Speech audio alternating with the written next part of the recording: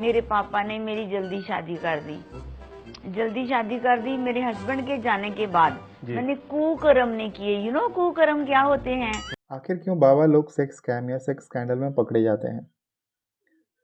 पहले थोड़ा साफ कर लेते हैं। जब लोग कहते हैं बाबा सेक्स स्कैम या सेक्स स्कैंडल में पकड़े गए, तो इसका मतलब होता है कोई ढोंगी बाबा या फेक गुरु किसी छुपे कैमरे या स्टिंग ऑपरेशन में रंगे हाथों पकड़ा गया। राधा भी मेरे पास है। राधा? कृष्ण भगवान भी मैं हूँ। आप कृष्ण भगवान हो? यस। जय हो श्री कृष्ण भगवान की। अब समझते हैं कि ऐसा क्यों होता है। लोगों का विश्वास जीत लेते हैं, बाद में वही भरोसा पैसे, शोहरत या निजी फायदे के लिए ये इस्तेमाल करते हैं। दूसरा, गलत कामों का आध्यात्मिक बताना।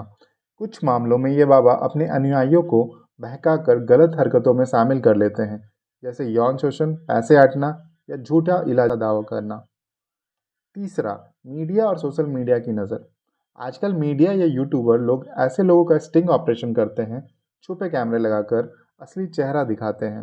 एक बार जब वीडियो या सबूत सामने आता है तो पुलिस और समाज दोनों का दबाव पड़ता है और बाबा पकड़े जाते हैं।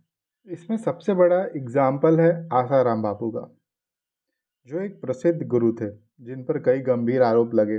अगस्त 2013 में उन्हें गिरफ्तार कर लिया गया। उन पर एक किशोरी लड़की से बलात्कार का आरोप था। विशेष अदालत ने उन्हें 2018 में दोषी ठहराया। ऑडियो टेप पेश किया जिसमें कथित तौर पर आसाराम किसी गवाह को बयान बदलने के लिए लुभाने की बात कर रहे हैं। आरोप है कि गवाहों को धमकियां दी गई, कई गवाहें पर हमले भी हुए। मीडिया और पत्रकारों ने भी लगातार दबाव डाला और जनता के बीच यह मामला गर्मा गया। दूसरा एग्जाम्पल गुरमीत राम रहीम। राम रहीम एक विवादास्पद डेरा सच्चा सौदा के मुखिया थे, जिन पर कई आपराधिक मामले दर्ज हुए। 2002 के एक मामले में उन पर 2 महिला अनुयायियों के साथ बलात्कार का आरोप था। 2017 में उन्हें दोषी ठहराया गया। इसके अलावा पत्रकार रामचंद्र छत्रपति की हत्या में भी उनका नाम सामने आया। यह पत्रकार उस पत्रिका का मालिक था जिसे राम रहीम के खिलाफ आरोप प्रकाशित किए थे। इस हत्या के लिए 2019 में उन्हें आजीवन कारावास की सजा सुनाई गई। इस मामले में छोटे अखबारों ने बहुत महत्वपूर्ण भूमिका निभाई।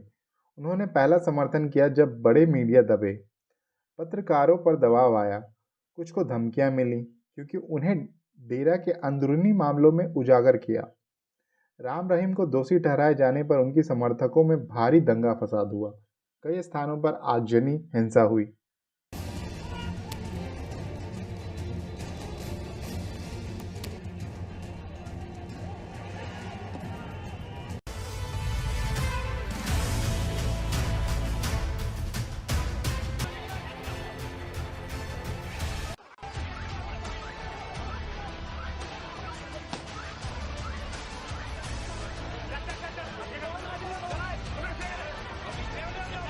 बहुत से ऐसी कहानियां हैं जहां छोटे बाबा या स्थानीय गुरु भी शिकायतें और साक्ष्यों के बाद कानूनी शिकंजे में फंसे। ना कि केवल बड़े नाम। कुछ उदाहरण हैं जैसे प्रसाद भीमराव तामदर, पुणे; स्वामी पूर्णानंद, Vizag, Andhra Pradesh; self styled godman चित्यानंद, Delhi; साराथी बाबा, ओडिशा; फलहारी बाबा, राजस्थान।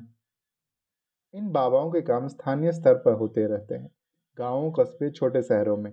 कई मामलों में धोखाधड़ी, बलात्कार, यौन उत्पीड़न, जालसाजी, झूठे इलाज या जादुई शक्तियों का दावा मुख्य आरोप थे।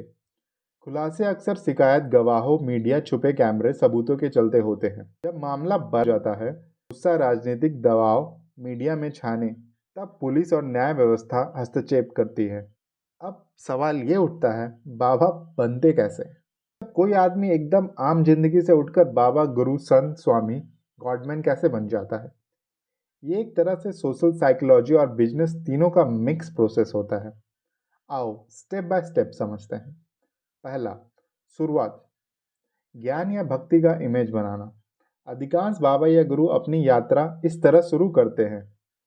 गांव या कस्बों में साधना, भजन कीर्तन, प्रवचन करना, धार्मिक भाषा और आध्यात्मिक बातें बहुत आत्मविश्वास से कहना। धीरे धीरे कुछ लोग मानने लगते हैं यह व्यक्ति भगवान का दूत है।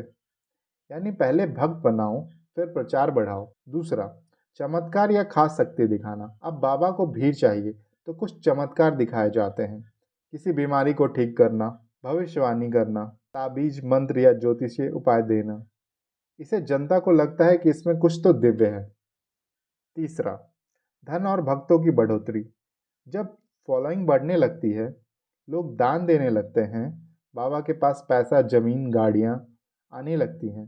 भक्त कहते हैं, बाबा जी आप टीवी पर आइए, हम प्रचार करेंगे। अब बाबा लोकप्रिय हो जाता है। चौथा कारण, ब्रांडिंग और मीडिया मैनेजमेंट। यहाँ से असली मार्केटिंग शुरू होती है। टीवी चैनल पर सत्संग, यूट्यूब चैनल, इंस्टाग्राम पर डेली ज्ञान, भक्तों के पीआर टीम, सेवक, महासभा जैसी संस्थाएं बनाई जाती हैं। बाबा के नाम से प्रोडक्ट निकालते हैं, आयुर्वेद, जल, वस्त्र, ताबीज, ध्यान, कोर्स वगैरह।